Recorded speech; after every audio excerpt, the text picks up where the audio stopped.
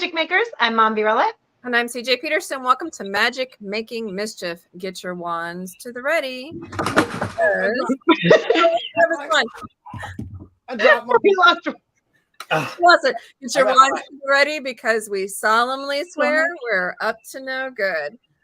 Today we're going to have artist William Russell, but before we get there, Mombi, do like a really quick brief of this weekend because we're going to go more in depth in it next week. Yes. So we had Pop Culture Power Show, which is a tongue twister, and I finally got it down at the end saying it right. And that was a lot of fun. It had a lot of nostalgia kind of feel to it. And so that was in Stafford, Texas at Stafford Center.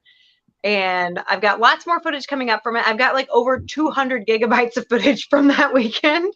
So lots more coming up, panels and all kinds of stuff. So we will be talking about it next week, like you just said. But we're also talking, what is the one we're talking about next week too? Chautauqua Festival. Chautauqua Festival. And that's the book festival, right? Yes. In yes. Texas. And that'll be the before video, but we'll share our goodies from. Oh no, actually next week I'm wrong. Actually, we'll do that the week after. Next week is actually Kilgore Geekend. Yes. Okay. Runners right. McGinnis and I will remember it in a minute. Rick Custer. It's on my phone. Yep, it's Rick Custer and Melissa McGinnis for Kilgore Geekend. Yeah. Okay. Yep, it's Rick Custer and what is that? Okay, hold on. Oh, hey! Oh, the emojis come up as words on here. That was kind of wild. That was weird. Okay. Today we're going to be focusing on Mr. William Russell, the artist for Psycho Sal. Welcome, William.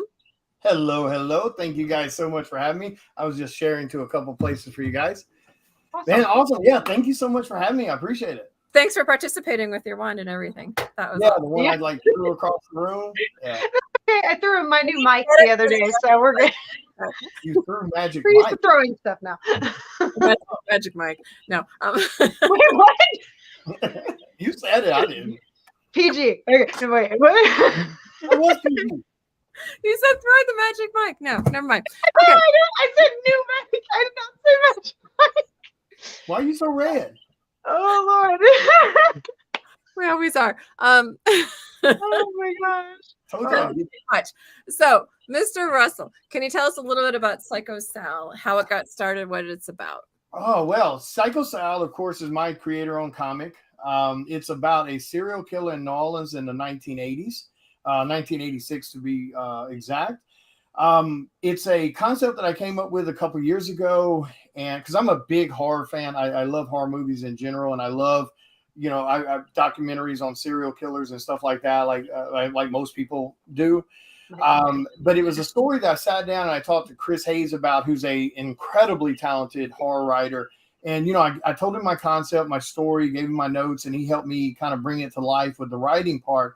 And because I wanted to kind of flip not only comics on its head a little bit with this way we're writing horror, writing Psycho Sal, but I kind of wanted to throw the pattern of the way serial killers have already been in the past into a kind of a new concept. Normally with serial killers, they fit into a pattern, a profile. They hunt a certain way, or they hunt a certain area, things like that, certain types of people. Mm-hmm. With Psycho Sal, there's no pattern to him. It doesn't matter what color you are, what sex you are, whether you're rich or poor, it doesn't matter. His victims can be anyone and everyone. And he leaves no evidence. There's nothing at the murders except for a single painting that he leaves at each murder and a little voodoo card.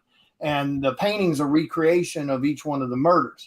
So that's the only thing that links it. And because every single murder has been a different type of murder.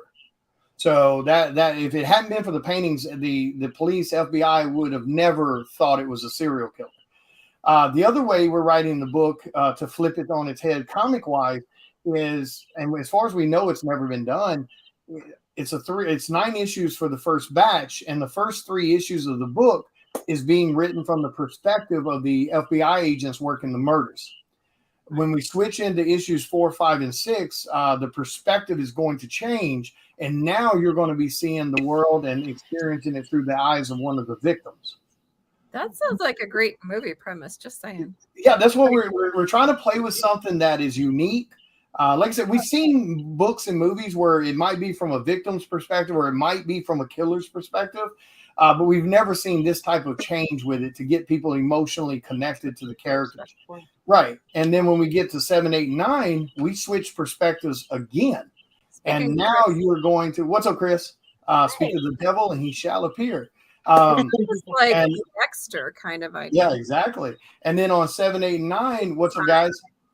We switch to the perspective of Psycho Sal. So you will see how he views the world, how he chooses his victims, how he experiences these murders and things like that. I like the idea. I'm kind of fascinated. I don't do creepy, but I like the idea. No, the author in me loves the perspectives that you're tossing and the premise behind it. It's great. It's brilliant. Yeah, we wanted something that would be unique, that would kind of stand out and give people a new experience with not only reading, but reading a comic. And to help sell that concept, Chris Hayes wrote issues 1, 2, and 3 for me and did an incredible job. But we're bringing Lori on, who's another talented writer. She's going to be writing the next 3 books. And then once we get to the Psycho Sal perspective, we're going to change writers again, just to help give that energy that it's a new perspective all over. So it's more of a graphic novel versus an actual comic book, or are they comic books? Oh, they're straight up comics. Yeah, they're straight up 22, 24-page comics, but which does make this type of writing a little bit more difficult because, you're having to sell it, the changing of perspectives, you're having to sell it written, you're having to sell it visually. And that's, that makes it definitely a different aspect to it of the concept. So of getting it done. Definitely. So I'm going to backtrack here. Yeah. What started you in the beginning as an artist to get into like the comic book genre of it? Like, as far as you started, I'm assuming like most people start as an artist when they're kids, right? Yeah. So what's your backstory on this? I've been drawing since I was a kid. I used to draw real heavy when I was younger. And then as I got into life and children and all those things, it all kind of takes the back seat. And of course, back then it was a whole different ballgame. There was no social media. There was no, anything like that to help propel you as an artist without needing a company to do it. There's no doubt about it. Social media, whether it's Facebook, Instagram, etc., it definitely opened the windows to a much broader world as far as putting yourself out there and people being able to experience you. It allows you to create and stuff like that and make a living off of it, again, without being dependent on a company. But I was in the insurance world before I started doing this. I've been doing this professionally now for 5 years. Prior to that, I handled life insurance benefits for union members and stuff like that with my other company. And I was there 7.5 years and I loved it. I made great money. I don't know what happened. About 6 years ago, I was sitting at a park one day doing paperwork in between appointments. And, I was like, I want to draw again. And at that point, I hadn't picked a pencil up in 10 years. Oh, wow. Yeah. And I was like, and I don't know what caused that, what made that mindset change. And I went the very next day and I started drawing anywhere between 2 to 4 hours a day, 7 days a week. And I did that for a year straight. Then I stepped into this world and I started putting myself out there, created an art page and things like that, started promoting the work that I'd accumulated over that year. And people started buying it. And, and then the next thing you know, I was getting commissions and stuff like that. And the ball was really rolling. And I tried to do my insurance world and this at the same time. And at that point, for a year straight, I tried to make that work. And I was doing 16 hours a day, 5 days a week. And then I was doing another 8 hours a day on Saturdays and another 4 hours a day on Sundays. And I did that for a year straight.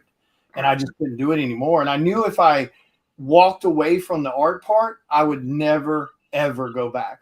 So I let my insurance thing go, which, part of me, some days I go like, what the hell am I doing? Because way less work and a hell of a lot more money doing that. But the fans are what, at the end of the day, the fans are what makes it incredible. I absolutely love the experience. Yeah. Well, and doing something you love, that's priceless. You know, like the actual being able to step back and look at what you finished, be like, man, I made that kind of thing. You know, there's something to be said about it. Speaking of your commissions, I got to show this one off. I know we don't have it in the lineup. This is, let's see if I can get it without my lights glaring on it. This is one of the classic monsters finished one here he did. You got Dracula, the Guild, I mean, like everything that just, that's the embodiment of like, here, we'll go ahead and I'm a huge fan of the classics. So, but I've been real blessed so far. I did a couple covers. I did like one cover the first year I was actually doing this. So I had my first published cover, and then I got a second. Then the third year I did like 2 or 3 more. Now in the last 2 years alone, 2021 and 2022, I've done over 70 published covers. Everything from indie projects to Dynamite Comics, doing retailer exclusives for covers like Vampirella, Red Sonja, Purgatory. I've done Department of Truth. I've gotten 2 covers for Department of Truth. I've done 2 covers for Stray Dogs, Dog Days #1, Haha, Ice Cream Man, and then like I said, indie projects like Don't Pay the Ferryman, The Detour, stuff like that.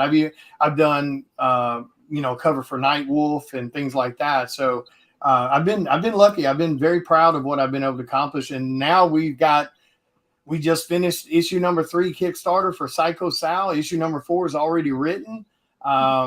So the ball has definitely been rolling. It's been rolling good so far. We've had the opportunity to talk to a lot of different artists at Comic-Cons and such, and there's usually different styles. Without giving away any trade secrets, how do you do your art? It depends on what I'm doing, of course, but usually if I'm doing covers for people, I'll do like these little thumbnail, layout designs of poses and stuff. And I'll usually send that to the retailer and they'll pick from that which one they want to do. And then I sit down and I start working that process of the character. And then once I get like a solid loose pencil design laid down, I'll send that to them to get a final approval. Make sure they're happy. If there's anything they want to change, that's when they need to change it. And then I move into final pencils. Then I show them that final work. And then I send it over to either Dave Kemp or Dan Kemp, their brothers. They do incredible colors. They're the ones that colored the Universal Monsters you just showed. So they do great work. And as far as that goes for covers, that's pretty much what it is. I mean, it's pretty cut and dry. Mm-hmm. Gypsy and the Vanilla Gorillas had quite a few posts on your work before. But I saw some of your work without knowing it at the time. And another one is parameters of any sort are harder for artists. Parameters, limitations, restrictions, i.e. boxes to fill, but definitely done daily. Yeah, people don't, and I try to do, like you guys will see me go live sometimes and we'll talk about the industry and we'll talk about what it takes to do this. Like a lot of people really, especially anyone who works like a regular 8-hour job. And that makes this difficult sometimes. Like if you're trying to, do things with family, or if you're trying to, date or whatever, or be married, whatever the case may be. It's really hard for people outside this world to understand what it is, because especially when you're doing it all yourself. I mean, you have emails to answer, PMs to answer, retailers to deal with, fans to communicate with about projects, etc. You've got to update posts. You've got to do pre-sales for retailers on covers that you've done. You got to book your own travel and make sure all that stuff. Then you have to do all the travel. I did 2021. I did 22 shows in 11 months. Goodness. And then 2022. I think it was I averaged about 1 show to 2 shows a month in 2021. Or 2022, I mean. They're not shows that are down the road. I mean, usually there's some distance on those. Yeah, most of my shows, the closest ones are 4 to 6 hours. They're the closest. And you just drove down to Orlando recently for the MegaCon. I was at MegaCon. I just say I have a lot of friends that actually got out there, and I was like, oh my gosh, have you seen William Russell? He's an artist. He's out there. Check him out. So I appreciate it. Yeah, it was a good turnout too. They did about 30% more record sales than they did the year before. So it was a really good turnout. But yeah, people, I mean, they don't really understand what goes into it, because then you got hours of actual work. Then you got to do the promos on social media, etc., to stay relevant. So usually my day starts at about 6 in the morning, and I usually finish about 7, 8 p.m. at night. And that's pretty much 6 days a week. Man, I understand that. I do like the editing stuff and everything in between the events and all the posting, and I'm just like, but mine's all digital. It's like y'all do all the hand drawn and everything. I'm like, yeah. Good It job. is, but it's worth it. It's worth it. Like, it's a lot of work. It's a lot of travel. There's some drama sometimes, but once you see the fans, once you spot them, whether even if it's just in a PM, when you send them the picture of their commission, and they just go like on, for like 5 minutes. Oh my God, I love it. It's awesome. It's more than what I thought. I thank you. So like, that is what makes it worth it. When you see them at the cons and they spot your booth and they're grinning from ear to ear, and they come up and they want to give you a hug or shake your hand and get stuff signed, it makes every bit of it worth it. Like, nobody forces me to work the hours I work. That's just me being, like OCD, and I have a very addictive personality. So it's my own fault for that. But I can't stand the idea of being late on deadlines. I can't stand the idea of making fans wait very long for commissions. So, I put myself through those extra work hours and stuff for that. But once you see the fans, it's every bit of it's worth it. I mean, every single bit of it. And that's why I'll never be able to comprehend the guys who just, don't, like, they've forgotten that, I guess. I don't know, but I just can't wrap my head around that. Creative brains, we're wired different. So it's like we put this stuff out here and we create this stuff, and it's almost like putting your heart out there going, please don't squish it. That's our heart. Please don't squish that. But it's like, we're full of self-doubt. So when you can find someone who's like super excited about that, re-energizes you and gets you to want to do it again. Yeah, it truly does, because when we do those shows like MegaCon, I drove 11 hours there. And then as soon as I got there, I got in my hotel. I went to bed. I got up the next morning at 6 a.m. I was at the con by 8 a.m. setting up my booth and all that stuff. We were there until 9:30 that night. Then we finally go somewhere and grab a dinner at 10:30, and then we go to the hotel and we work on commissions till about 2 in the morning for people to pick up the next day. And then we're right back at it the next day at 6 a.m. We're at the con, for another 12 hours. But like I said, it's true. You're exhausted, but it's amazing the energy you get from the fans when they're just, or you see the little kids that get excited about like the prints on the print wall and things like that, and them talking about their favorite characters and stuff like that. It washes every bit of the exhaustion away. It's awesome. Yeah, the con hangover is a real thing too, because people don't understand. It's like they see you for those few minutes that they see you, but you have to do this like all weekend long. And on top of it, you like this weekend had to drive 11 hours on top of that, and that's not an easy thing to do. Yeah, it's not. But like I said, I definitely don't want to do it. Right. I definitely don't want to, like, it's just part of it. It is what it is. If you're going to choose to do this and be an artist and interact with fans, you just got to suck it up. I mean, I don't want to hear the Crimea River stuff. We have one of the best jobs in the world, and we get to see the excitement on everyone's face when they, like I said, when they're picking up commissions or they see you at a show. It's one of the greatest responsibilities you could ever have, especially when you're interacting with fans that want to show you like their portfolio, or they want to get your opinion on their art. You have a 100% responsibility as a artist, creator, writer, et cetera, that you need to put on your best show, because you never know the person you're interacting with, whether you could just made that person's life and they'll go on to be a great artist later, or you could have just doused their dreams. You have an incredible responsibility.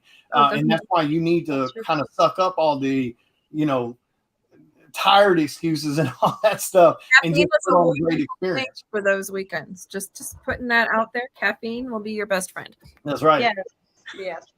So So you mentioned commissions. You do these during the shows. How many do you think you normally do? When I first got started, I didn't have a cap on it. So I would show up to cons per day. I'd put my little list out, my notebook for people to write down to get commissions. And now I would keep it relatively simple to make them faster. I would only do like headshots at cons or half bodies. And if they wanted a full body with background, all that, I'd have to take it home and bring it back. But as I got more into this, and I was doing the 99% of shows by myself, I don't like the idea of working and I can't interact with the fans because they paid their damn money to come. Oh, excuse my language. They paid their money to come into the show, and and they didn't have to do that. So I don't. If they come up to my table, I want to be able to give them the same energy they're giving me. So I cut back. So now when I do shows, I'll have my little notebook out there, but it only has like 4 spots or 5 spots per day. Mm-hmm. And that's it. Once it's full, it's full. And yeah, at the end of the day, that does take a little money out of my pocket, so to speak, because that's work I could have done. But it allows me, when someone walks up to my table, I can interact with them and give them the attention they want without them feeling like, oh, he's working, I don't want to bug him, or oh, well, let me get back to what I'm doing. So it allows me to give them more time. But yeah, I do commissions at shows, but I limit it now, and that's helped out tremendously. Now, for those who do want to get commissions that maybe weren't able to catch you at the show, they can find you on Facebook, correct? Yeah, they can find me on Facebook and Twitter. Not Twitter, I'm sorry, Instagram, using that @Latimer12. Facebook is definitely the best place to find me because I've got my personal page, and then I have 2 art groups, one that's private and one that's public. We do giveaways and things like that in the art groups, along with you get early access to exclusives, print designs, medals, and stuff like that. And to answer Gypsy's questions, yes, we do get the question sometimes why people ask why so much. And I usually just tell people it's just based off of time invested and the amount of work. You're technically paying for our experience is what you're paying for. Mm-hmm. I know a lot of people we're telling a little bit of the negative, but there is a lot of positive to it as well. You do a lot of work, but you wouldn't do it if you didn't love it. And right? Yeah, I've never looked at my clock. It's why you do what you do. Yeah, I like I said, I've been doing this 5 years, and the reason I was iterating about time invested and stuff like that is because every single bit of it is worth it. Mm-hmm. I've never had a day in the 5 years I've been doing this, no matter the long hours or the travel, I've never had a day where I go like, I shouldn't have done this. Like I've never had that day. I've never looked at my phone to say, oh my God, is it 8 hours yet? Or is it 10 hours? Like I've never, me working the long hours, like I said, no one's making me do it. It's just, I really do enjoy what I do. And that cliche is very true. When you love what you do, it doesn't feel like work. You never work a day in your life. Yeah. Pretty much.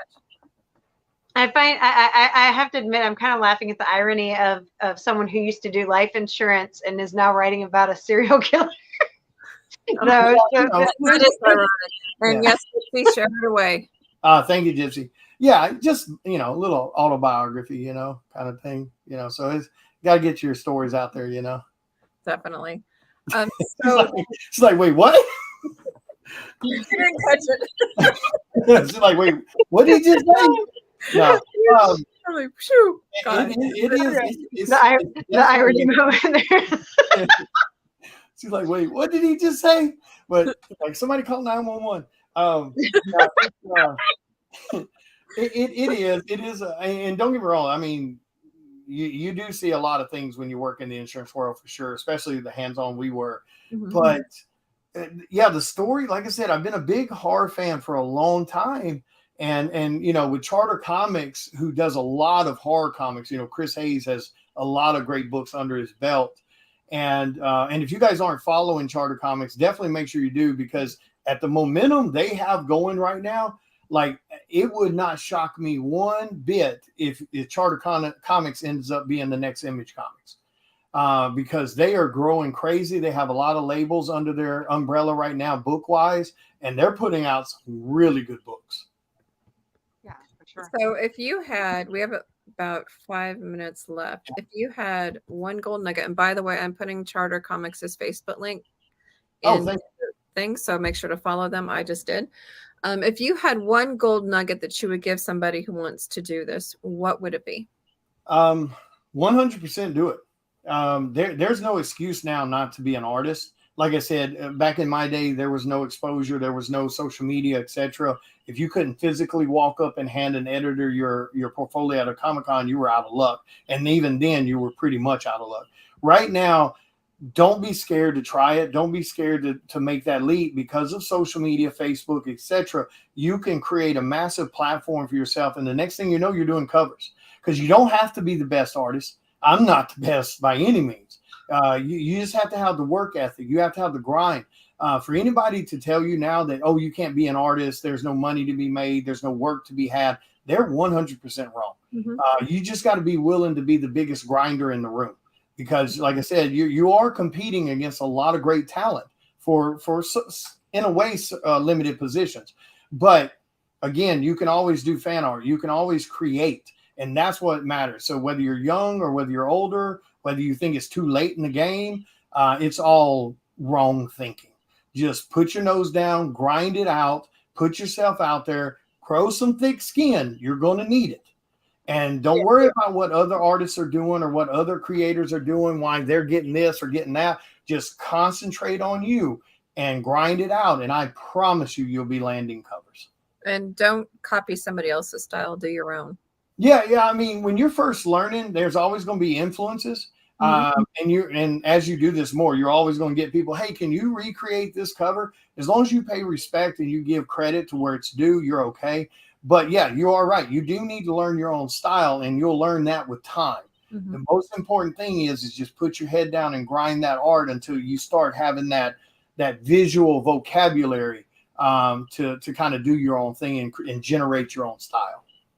So how can people find you at the next Comic-Con? Because I know you obviously have a lot lined up. What's your next 3 to 4 look like? My next one I think it's this month again. And it's going to be, let's see, what was it? I will be at Huntsville Comic-Con, Comic and Pop Expo, the 21st and 21st through the 23rd of this month. Then the 29th of this month, I will be at Pelicon in Louisiana. And then next month, I will be at Comic Palooza in Houston, Texas for the 26th through the 28th. And then I've got other dates, and you can find all those on my Facebook page. But perfect. Thanks for giving the heads up. When you find out which booth you're at Comic Palooza, let me know, because that one's pretty big, so it's hard for me to navigate and remember where everything is. Oh, cool. You're going to be there? Yes, I'll be there all weekend at Comic Palooza. Woo. Oh, awesome. Yeah, that's something else I need to start doing. Like, I'm going to start letting people know that, like, because I do, again, 99% of them, I'm by myself. So every show I do, I have an extra badge for a complete pass, early access. And then when I do 2 table cons, I've got 3 passes that just sit in my binder or sit in my box and just go to waste. So I'm going to start posting those as I start to do a show and find out I'm booked for it. I'm going to start posting those and let people kind of, either claim them or I'll do a raffle or something like that or give them away to someone. So yeah, just kind of keep an eye on that with the page because that is something I'm going to start doing to kind of, you'll get free, you'll get access. You can go in early the same time we do. So you get to see everything kind of behind the scenes a little bit. Nice. Awesome. Kind of like a little bit of a give back. Yeah. Because I'm not doing anything with them. So, But yeah, and I know you guys have another show coming up, but I just want to say thank you guys so much for having me on. I really do appreciate that. Anybody who's sharing their platforms with indie artists and creators, we're very grateful for that. So thank you so much. I'd be happy to. Do you have anything you'd like to add? We have about 1 minute left. Just make sure you guys support indie. I know a lot of you guys are hardcore DC fans or Marvel fans or stuff like that, but I'm telling you from experience, there are a lot of great indie creators out there. So make sure you guys give a shot to those because 9 times out of 10, they're extremely affordable Kickstarters and books in general, etc. So make sure you guys kind of check us out and give a shot to some of those books. I promise you, for the most part, you won't regret it. Well, and a lot of them definitely big. Yeah, and they're a lot different than what's even in the mainstream, which is because you're not getting the same thing that you're seeing. Yeah, exactly. You're getting stories you'll never see at those bigger companies, and we're not being strangleholded by the companies either. We get to write how we want to write or create how we want to create, and it gives you guys a new thing to check out. So definitely. Well, make sure to check out Artist William Russell on Facebook as well as on Instagram under the handle Latimer12. That's LATOMIER and the number 12. Check out his Psycho Sal. Gypsy says, nice chat, guys. Thank you guys for your attention. Thank you guys for coming, and thank you guys for commenting. In the meantime, next week we will have Kilgore Geekins owners and coordinators, Melissa McGinnis and Rick Custer. So make sure to come same time, same sandbox. In the meantime, get your wands to the ready. Where's mine? Oh, ready. Thank you guys so much for joining us. We love y'all. And for now, mischief managed. Bye.